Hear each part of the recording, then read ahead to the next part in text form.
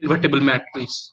So that's way it is giving alternative approach to deal with to find a coordinate vectors, also to change the coordinates. So in high school you have already gone through change of coordinate. So here if you are dealing with a very large size of data set, then definitely what will happen if you are willing to apply gradient descent or any other iterative method like Newton method and other thing, then what you have to play with the orientation of data.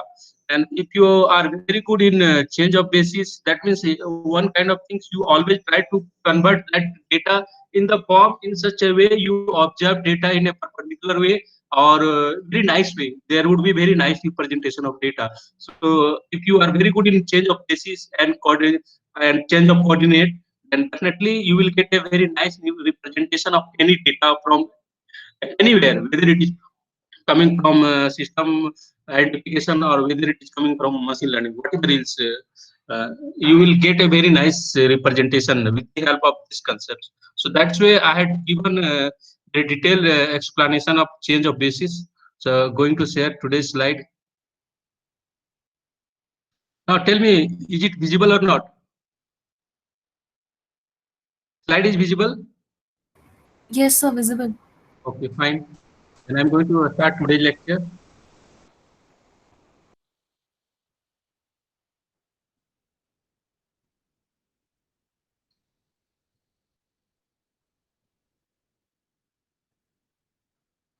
Today I would like to discuss in detail about change of basis matrices. So what are the matrices which allow change? You can go from one basis representation to another basis representation. So that is the main objective of this lecture. So in this lecture, I would like to outline of this lecture are the following. First, I would like to give a recall what we had already discussed about that coordinate vector of a given vector with respect to various bases. So definitely coordinate vector, it is a what it is totally dependent on basis. Whatever basis you are taking, based on that coordinate of a vector will keep on changing. So that's where coordinate vector representation is coming here. And we had already discussed in last class. Today I will discuss in detail about change of basis matrices. What are those specific matrices through that you can easily establish change of basis, or you can allow change of basis. Then I will give an example where what we will do, we will find coordinate vector of a given vector through two different approach. One approach would be sister, it would be from Gaussian elimination method, that means solving system of linear equation, and another approach would be change of basis matrices. So here I will just take one example, and other problem also you can, what you do whenever there would be a question that to find coordinate vector, always apply both the approaches. So in order to get a better understanding, and also change of basis matrices having very good geometry as well. Then I will talk about, I will give a recap where I will discuss about change of basis matrices and its relation with linear transformation. And due to that, due to change of basis matrices, it is allowing a class of matrices which will represent as a single linear transformation or same linear transformation. Those class of matrices we are calling it similar matrices. So here similar matrices, that means it is a very interesting kind of result because it is an equivalence result. An equivalence result relation you know from your high school as well. So those kind of things we will discuss here. So coming to recap of representation of coordinate vector with respect to various bases. So I had taken a few example I have taken here. So what you do, consider V1 and V2. These are three-dimensional vector, and these are forming a plane. If you are taking two three-dimensional two vector, definitely it will form a plane, whether it is two-dimensional or three-dimensional, whatever. So if there are only two vector, and if you find a linear span of these two linearly, and also criteria is that these two are linearly independent as well. So if you span these two, then the corresponding span would be a two-dimensional plane in 3D. So we got, that means we can say that V1 and V2 are forming a basis of the plane, this plane spanned by V1 and V2. So we are taking a point another point in the I don't know whether this point is in the plane or not. So first problem we will solve it. Can we say that this vector having coordinate 5, 7, 8, 9, whether this vector is in the plane or not? So what is meaning of this vector is being in the plane means we can represent this vector as a linear combination of v1 and v2. Then we can say that this vector is in the plane v. If we are unable to represent this vector as a linear combination of v1 and v2, then we will say that this vector is not in the plane of v. So suppose answer is coming affirmative, then further what we have to do, we have to find the coordinate of this vector, given vector x, with respect to plane, or that means with respect to the basis of the plane. We have to find. So here this coordinate is with respect to a standard basis. So remember, I always used to say a standard basis. I had already mentioned that if you are in R3, including a space R3. So what is the standard basis? A standard basis is 1 0 0 1 1 0 0 and 0 1 0 and 0 0 1. So a standard basis, we will give a notation. So we try to give a standard notation for a standard basis, that we call it E, and B is notation for other non-standard basis. So if you are in R3, a standard basis would be what? 1 0 0. This one is talking about direction of x1 axis. Then second basis element, standard basis element would be 0 1 0. This one is talking about the direction of x2 axis.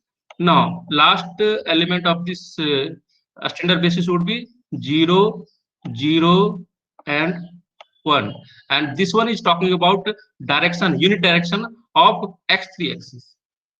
So this is the standard basis. Remember that always. This what whenever I'm recalling, I'm saying that a standard basis. So a standard basis means this basis. Here element would be that basis element would be like this way. That basis vector would be like this: 1 0 0 0 1 0. If suppose you are in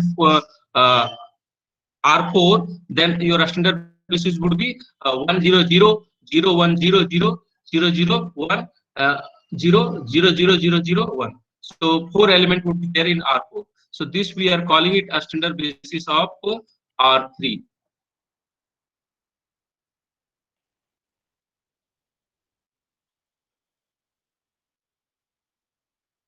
And any other basis other than this, we will call it non-standard basis. So this is, so every Euclidean space is having only one standard basis.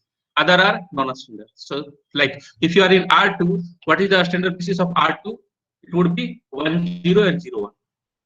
So the collection of vector having the standard basis in R2, it will have only two vector in the basis E, that would be 1 0 and 0 1. 1 0 is the direction of x1 axis and 0 1 is the direction of x2 axis. So this is the standard basis of R2. Similarly, you can generalize it to 4, R4, R5, R6, up to what you can go. You can write just for your practice. You can write a standard basis. Try to write a standard basis of Rn, where n is greater than or equal to 2. So a standard of basis of Rn we used to write in the form of E1, E2,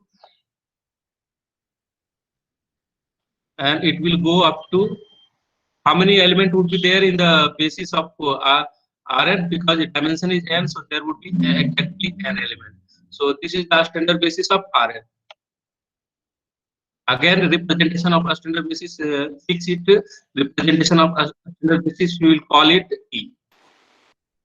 And you know that what is EI? EI means EI is having vector. It is n-dimensional vector having entry 1 at ith place, and rest of point it is having 0 entry.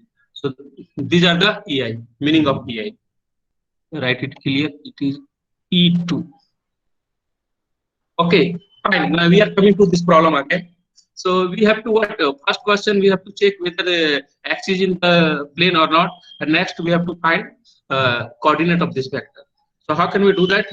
So to check whether this vector is in the plane or not, so we will say that this vector x we are writing as a linear combination of basis of the plane V. That means x we are writing as a linear combination of V1 and V2. That is alpha 1 times V1 plus alpha 2 times V2. Then what you will get? You will get this system of equation. So just apply Gaussian elimination method.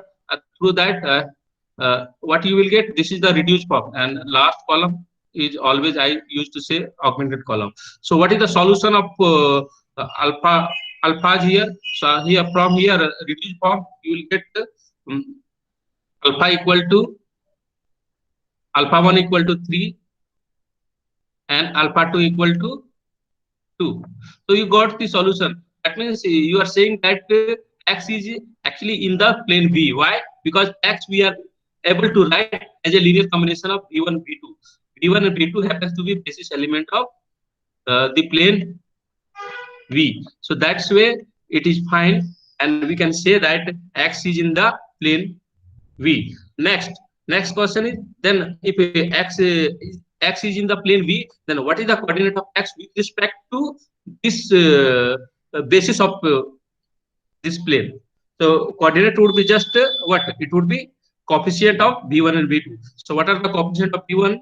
V1 coefficient of V1 is 3 and coefficient of V2 is 2. So that's why coordinate of x with respect to basis, the basis beta is the, or B simply you can call it this B, we are calling it fracture notation, fracture kind of notation. If you want to write B, then in latex just write fracture. Word not here, in place of C you have to write K.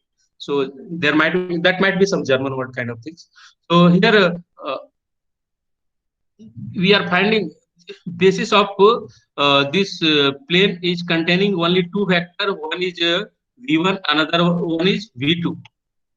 So we are finding coordinate of x. We have already seen that x is in the plane V. So and plane V is having a basis V1 and V2.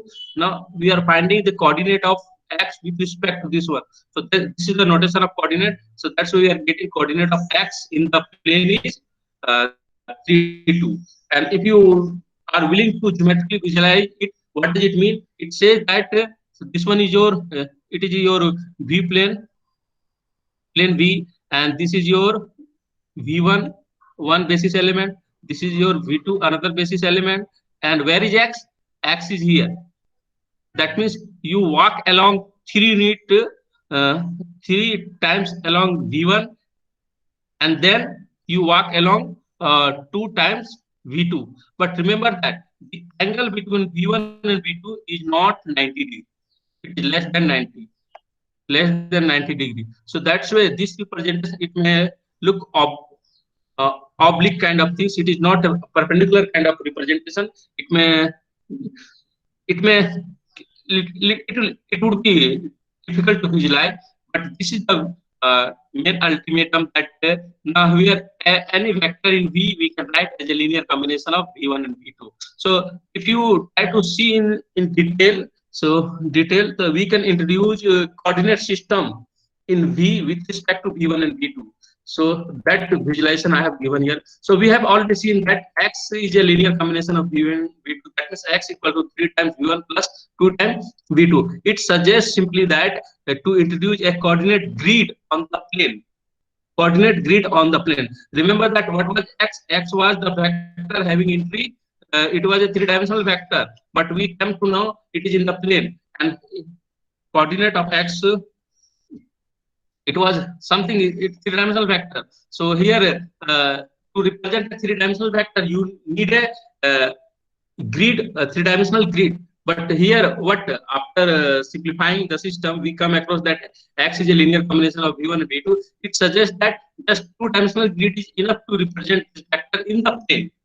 I'm not talking in 3D, in the plane, in the specific inside plane, inside R3 in the plane, x can be written as a in a rectangular, or in a just not rectangular, just in a 2-dimensional grid. So grid on the plane V, with which will have axes pointing in the direction of basis vector V1 and V2, where the label C1 and C2, they will talk about how much you are going along V1 and how much you are going along V2. C1 will say how much you are going along V1 and C2 will say how much you are going along V2. That means you say that C1 and C2 are actually coordinate of x in the plane with respect to basis of the plane. So that is the criteria. That means in this grid, our vector x, it would be x.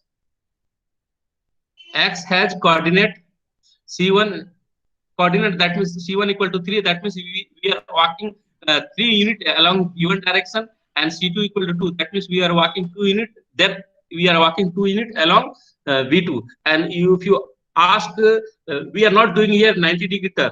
We are doing a turn as much as the angle between V1 and V2 is.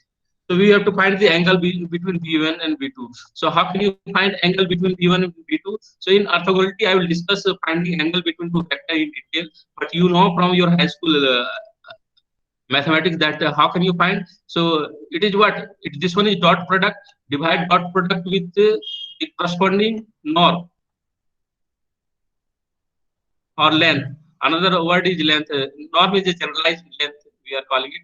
And what does it is talking about?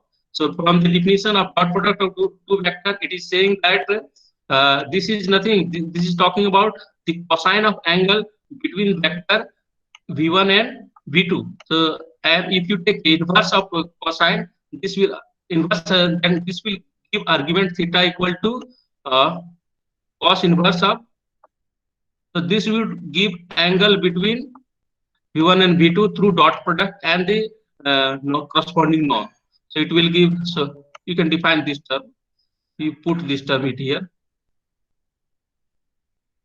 So this is the way to find dot angle between two vectors using dot product.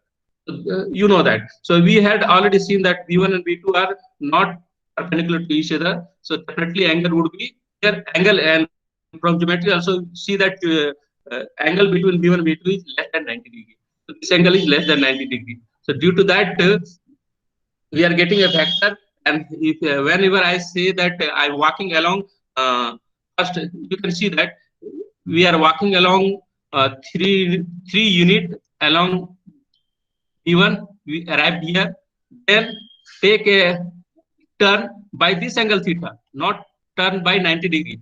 This angle theta and walk along V2.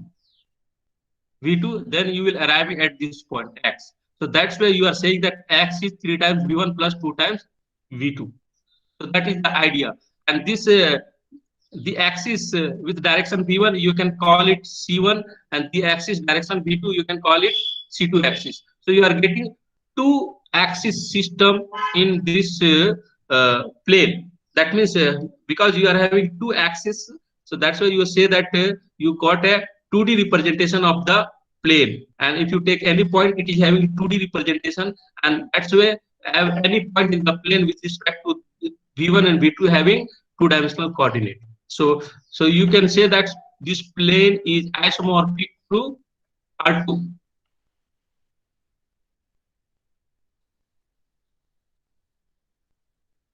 R2. So that is the criteria of introducing coordinate transform. Further, we will discuss. I will take one more example that we will try to find coordinate vector with respect to different bases. So we are taking a vector, two-dimensional vector having entry 1, 7, 1 and 7. So and in R2, we are taking two bases. One basis is having V1 and V2. V1 is 1, 2, and V3 is 3, 1. So this is one basis of R2, and another basis of R2 we are taking it 3, 1 and 1, 2. You can see that actually set-wise basis B and C both look same, but I have changed the order. Order is also playing very important role in order to find basis of a vector or linear space or vector space. So that's why intensely I have taken this example. Otherwise I might have taken different. So now first we will find the coordinate vector of this given vector 1, 7 with respect to basis P, first basis P. So that means we are writing 1, 7 as a linear combination of the basis element of B, V1 and V2. So it would be alpha 1 times V1 plus alpha 2 times V2. So similarly, it will take the form of system of linear equation. Then what you do, apply Gaussian elimination method, and last column you call it augmented column, and apply Gaussian elimination method. Through that you will come across what is the value of alpha 1. Alpha 1 is equal to 4 and alpha 2 equal to -1. That's why the coordinate of X with respect to the basis B is what? 4 minus 1. 4 minus 1. So this is the coordinate of given vector X with respect to basis B. Similarly, we will find coordinate of X with respect to basis C. So we will write 1 7 as a linear combination of basis element of C. So that means alpha 1 times W1 and alpha plus alpha 2 times W2. This one here, W1 and W2 are coming. So further you can write this one as a system of linear equation, and then apply. Last column is augmented column. Then apply Gaussian elimination method, or that means reduce into row reduced equivalent form.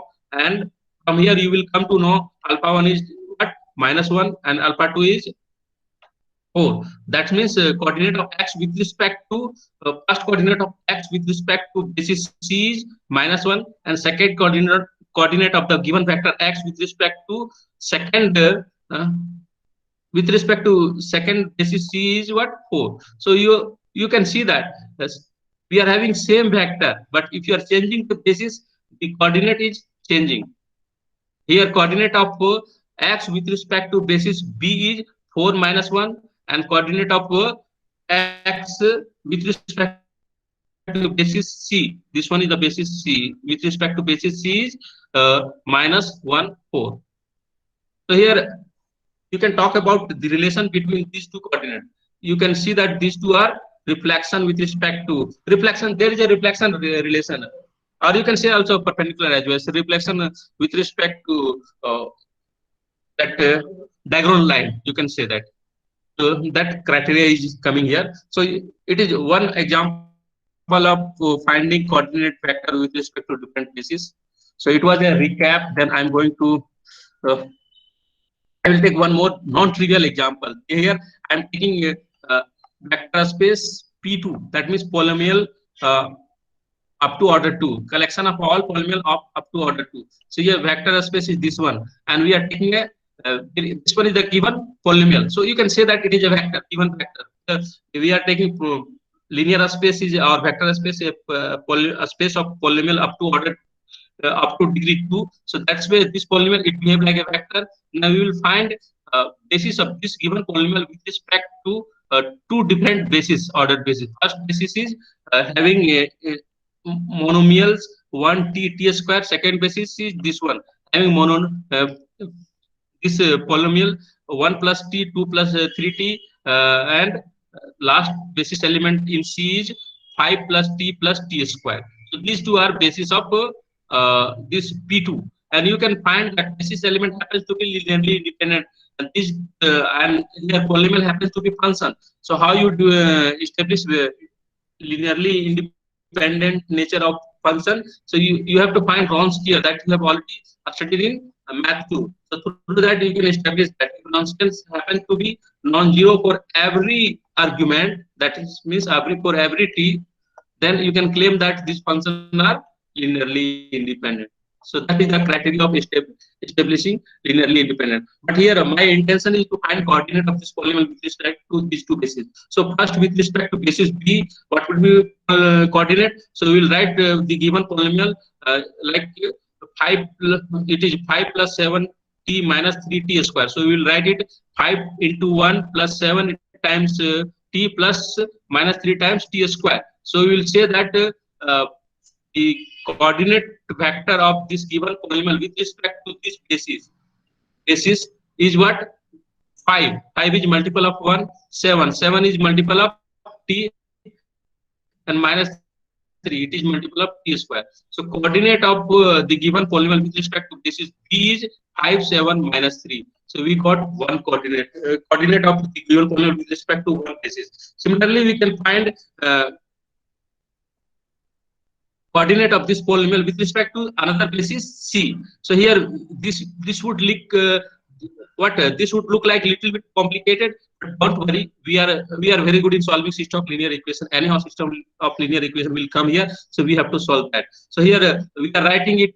It is not simple to write as a linear combination of the element of basis C. So we are writing it alpha 1 times 1 plus t plus alpha 2 times 2 plus 3t plus alpha 3 times 5 plus t plus t square. So just write like this way. So we have to find the value of alpha 1 and alpha 2. Just so simplify it, and just simplify it and apply the identity law. That means equate the coefficient of the polynomial both sides. So if equate the polynomial from both sides, you will get this system of equation. That means alpha 1 plus 2 times alpha 2 plus 5 times alpha 3 equal to 5. Okay, constant, it would be 5 here. Okay, there is one correction here, because a scalar thing would match to a scalar. So here, so it would come 5.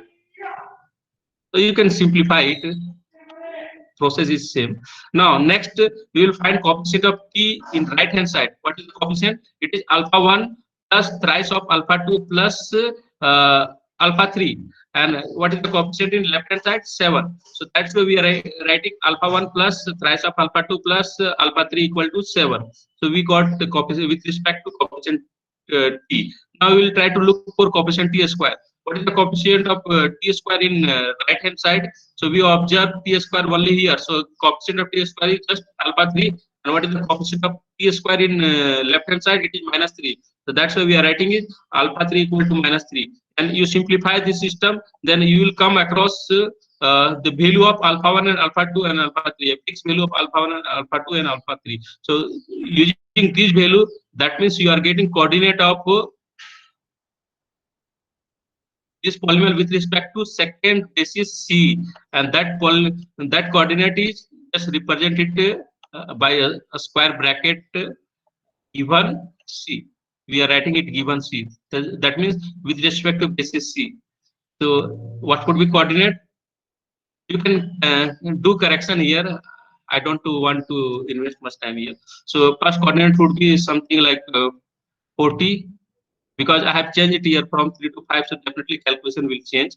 And second coordinate would be minus 10, and last coordinate would be minus 3. So this is three-dimensional coordinate of the given polynomial with respect to second basis C. So that is the way to find coordinate vector with respect to different polynomials. So you can see that your vector is same or your polynomial is same, but if you are changing your basis, then you observe that the corresponding coordinate vector is also changed. So that is the criteria of changing of basis. Now we will come to change of basis matrices, and how we can derive the our result just using some specific matrices, that we call it change of basis matrices. So here I will give a definition of change of basis matrices. That means also one idea how to come with that. So suppose we are given two different ordered basis for n-dimensional vector space B, and say these two ordered bases are A. A first basis is A, having basis element B1, B2, B3 up to Bn, and second basis of the n-dimensional vector space B is B, having element W1, W2 up to Wn, and we are taking any general vector V, a small v from the given vector space B. Then what we will do, we will try to relate a coordinate of V with respect to first basis A and coordinate of V with respect to second basis A. So that is the criteria to find relation. So what we do, consider a linear transformation. So I had already told that what this L beta or LB or LA, what does it do? So this one is what? This one is coordinate transform. It transform a given n-dimensional vector space to Rn. So this thing I have discussed a lot in previous classes. It is, that means take any vector from V, write that vector in the term of linear combination of basis element of V, then collect all the coordinate of that vector and if you make a column vector, that would be an n-dimensional vector. That is the criteria. So enough, I have discussed enough. So that's why define a linear transformation LB transpose composition of LB with LA inverse, and definitely it would be a linear transformation from Rn to R. How it would be? So this thing you can look at here.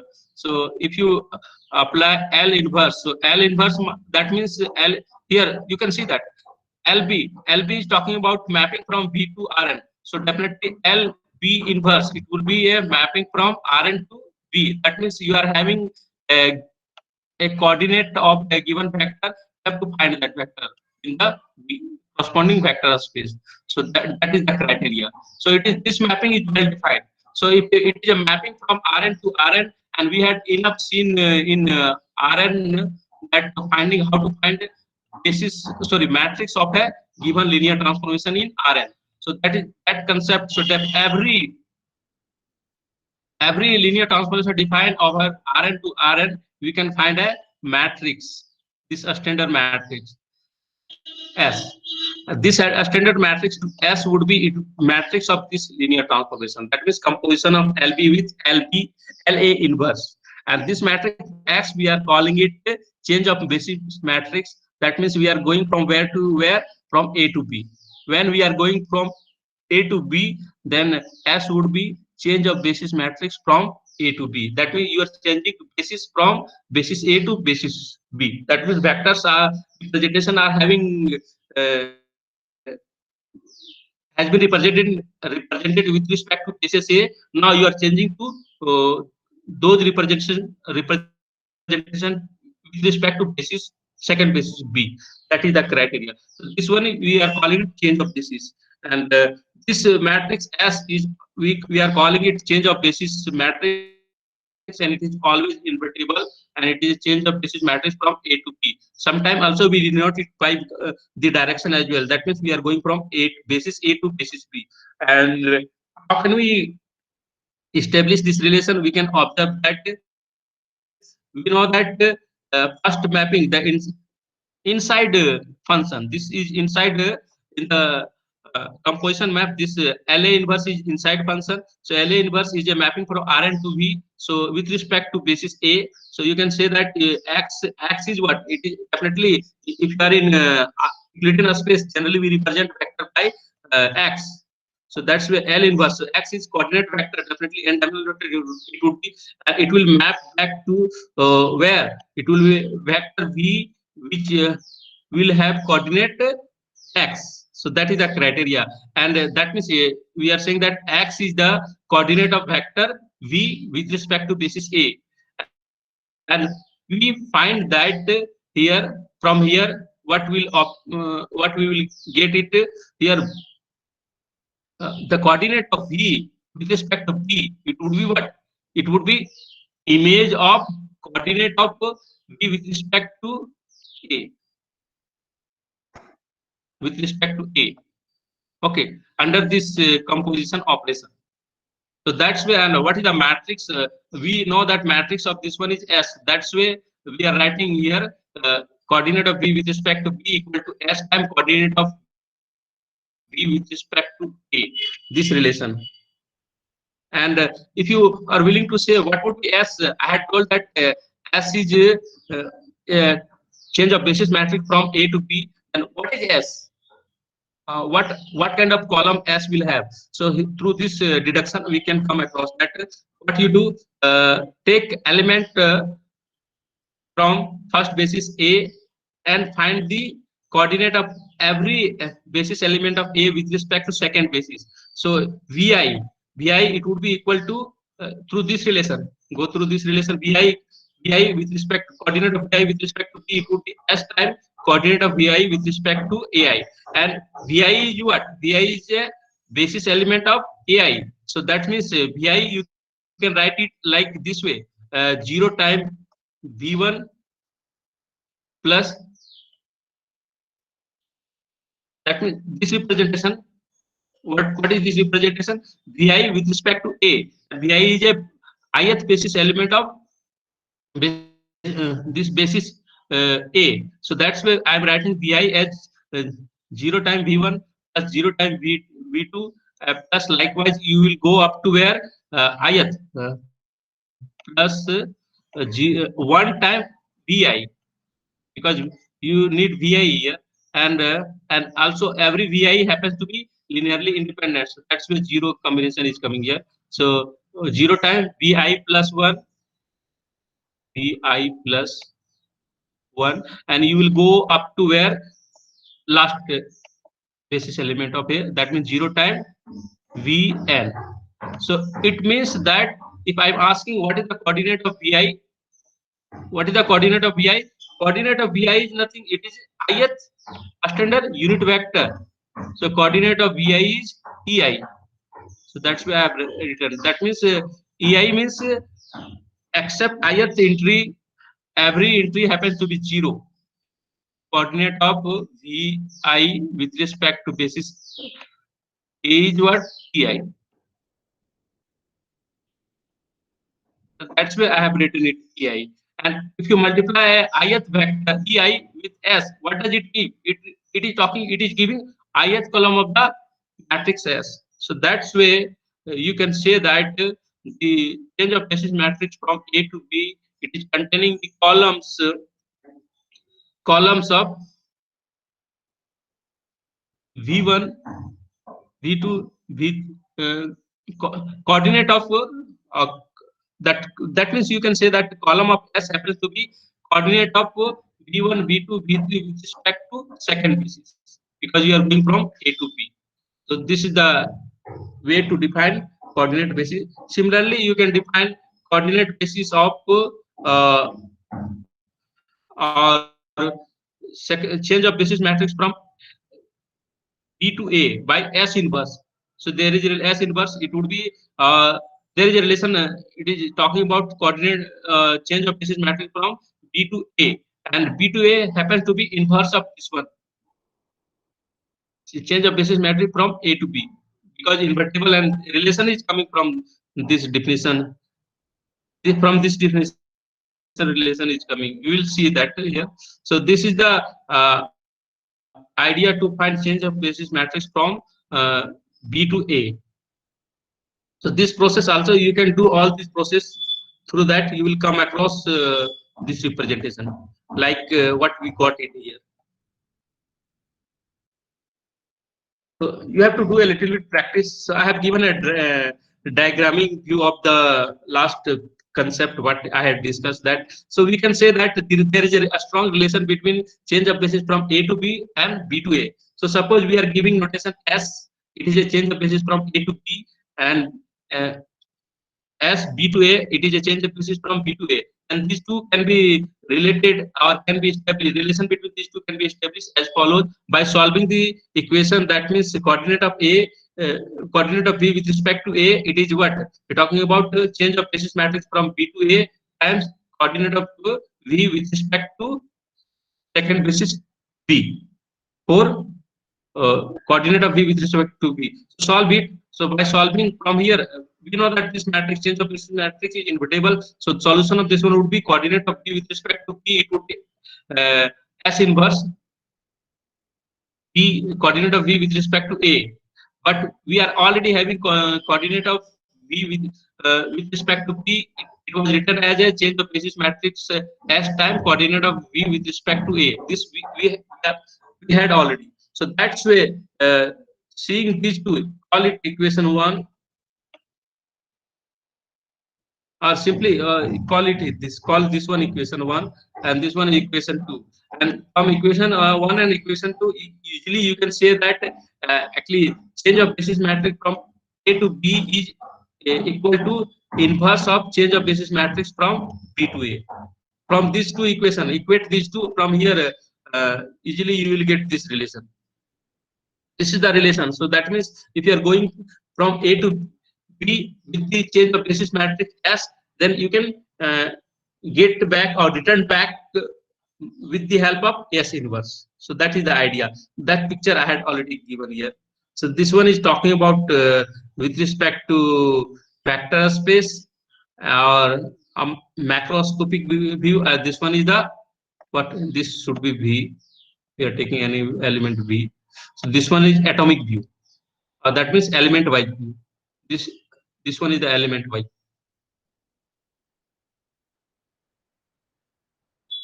Now I will take one example. So here I am taking example that we have to find or determine the change of basis matrices of in or in two-dimensional Euclidean space R2 related to two bases. First basis is having entry V1 and V2. A1 is 1, 2 and V3 W1 and W2. What is the W1? W1 is 3, 1 and W2 is 1, 2. So you can remember that there is a change in order. So definitely you can say that B is not equal to C. So these two are different in order. Order-wise, these two are different. Basis B and basis C are order-wise different. So we'll find change of basis of first from B to C, then from C to B. So what is that? So we are looking for change of basis from B to C. So what we will do, we will represent every element of B with respect to the basis of C. So then we will collect the coordinate, and that would give column of the change of basis matrix. So here X we are taking, X we are taking V1, and V1 we try to represent with respect to second basis C. So that means V1 would be what? V1 is 1, 2 vector. So simply you can say that 1, 2 is what? It is equal to W2. That's why 0 times W1 plus 1 times W2. So what is the coordinate of V1 with respect to basis C is 0, 1. Similarly, coordinate of V2, that means vector 3, 1 with respect to basis C is what? It is 1, 0. So consider this one as a first column, this one is a second column. Then you are getting a change of basis matrix from B to C. That matrix is having entry 0, 1, 1, 0. So that is the idea to find change of basis matrix. Next, we will find change of basis matrix from C to B. So what we will do, I'm calling it take W1, I'm calling it X dash. So we will find the coordinate of W1 with respect to basis B. So W1 is what? It is 3, 1 vector. So 3, 1 you can write as a linear combination of 0 times V1 plus 1 times V2. What is V1? V1 is 1, 2. So 1, 2 definitely it would not come in 3, 1. So only 3, 1 is equal to 3, 1. V2 is already 3, 1 vector. So that's why we are writing like this way. So called coordinate vector of W1 with respect to second basis C is what? 0, 1. So with respect to first basis B, with respect to first basis BC, B is 0, 1. Similarly, we will find coordinate of W2 with respect to first basis B is, that would be 1, 0. So we got change of basis matrix from C to B. What is that? Having entry 0, 1, 1, 0. So it looks same, but remember that this matrix is self-invertible. That inverse of this matrix is the matrix itself. So if you find inverse of this matrix, what would be inverse of this matrix? It would be the matrix itself. So here S equal to S inverse. A very ideal situation. Why it happened? Because just we tweak the bases, we change the order. So that's why it happened. If B is having different basis element and C is having different basis element, then we won't see such kind of scenario. So when you observe a matrix which is change of basis matrix, which is inverse, then you can say that you have tweaked the basis element of the two bases by order with respect to just order. You change the order only. You haven't taken different element. Actually, just you have changed the order. So that is the criteria. And so I have solved two problems from the single. I have explained two concepts from the single problem. So one concept we have already calculated change of basis, and another that if you change the order of the basis, what you observe.